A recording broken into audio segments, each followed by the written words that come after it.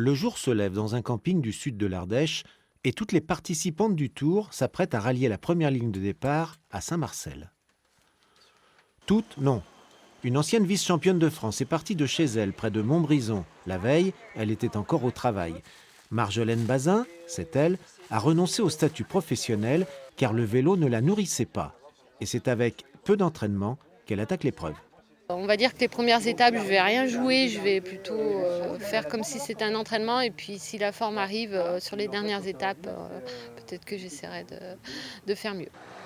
Pendant une semaine, Marjolaine redevient donc professionnelle sous le maillot d'un sponsor historique du Tour de l'Ardèche qui, pour mieux accompagner l'épreuve, a créé sa propre équipe à durée déterminée. Elle en est la capitaine, elle n'en est pas la première attaquante, laissant ce rôle à l'expérimentée Bérengère Stalins, qui pour son échappée avec Charlotte Bravard recevra le maillot rouge de la combativité. Le sponsor historique est ravi. J'ai eu le plaisir d'assister dans la voiture du directeur du Tour.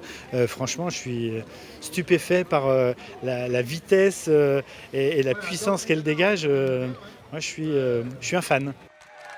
La première étape est remportée au sprint par l'américaine Alexis Ryan qui endosse le premier maillot rose. Après, tout le monde se retrouve pour le repas. Les championnes mangent à la cantine que les bénévoles improvisent dans un gymnase ou une salle des fêtes et elles dorment au camping. Fût-ce un 5 étoiles, ce sont des conditions à ne pas mettre un coureur professionnel en course, mais des coureuses, si, et elles ne s'en plaignent pas. Le vélo, c'est ma passion. J'aime la compétition, les belles escalades. On est vraiment très heureuse d'être en France et surtout impatiente de voir ce qui va se passer pendant la course.